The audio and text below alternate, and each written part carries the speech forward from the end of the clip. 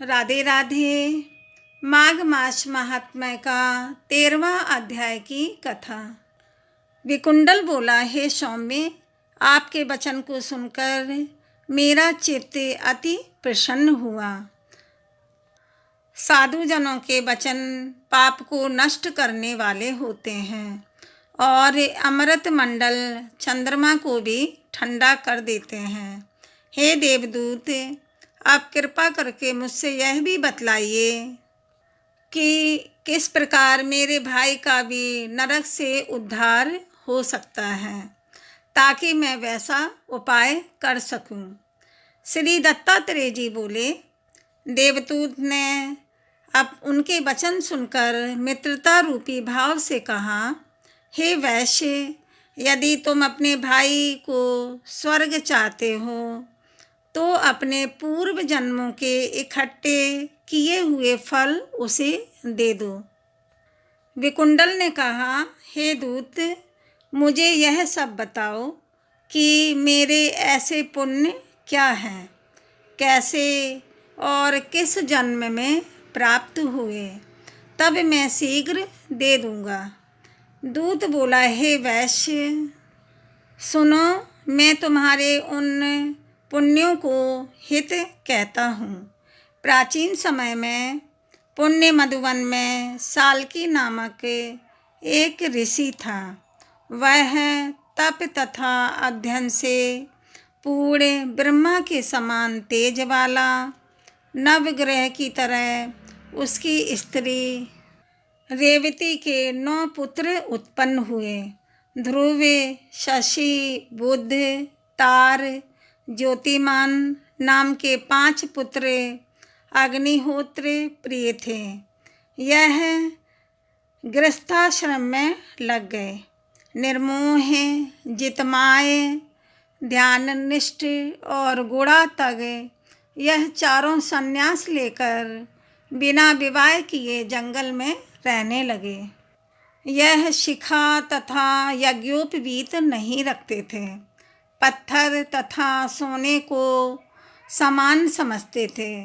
जो कोई इनको अन्न वस्त्र देता वही ले लेते थे। ये चारों प्रतिदिन संध्या के समय ब्रह्म ध्यान में विलीन हो जाते थे। उन्होंने अपने तप के बल से गर्मी, सर्दी, भूख, प्यास, निद्रा आदि सभी पर पूर्ण रूप से अधिकार पा लिया था और विष्णु रूप से समस्त संसार को देखते हुए शांत और आनंद भाव से पृथ्वी पर घूमते थे। इसी प्रकार 8वें जन्म में तुम मध्य देश में सपरिवार रहते थे।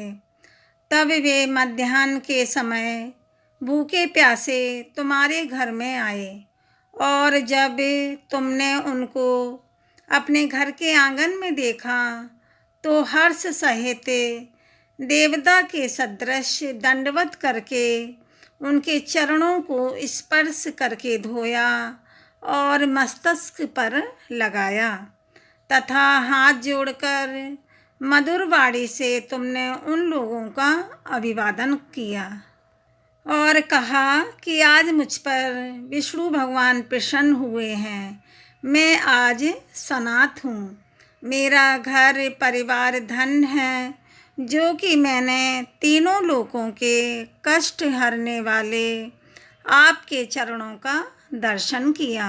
आपका दर्शन हरि के सदृश धन्य है।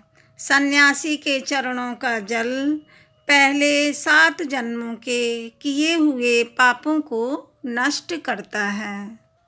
गंधे, अक्षत, पुष्प, धूप तथा नीराजन संस्कार किए हुए रत्नों से पूजन करके तुमने इन सन्यासियों को भोजन कराया।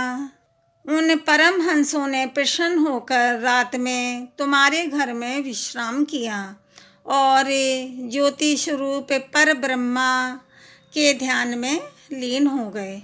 हे वैश्येश्वर, इन सन्यासियों के अतिथि सत्कार से जो तुमको पुण्य मिला सो मैं भी कहने में असमर्थ हूँ।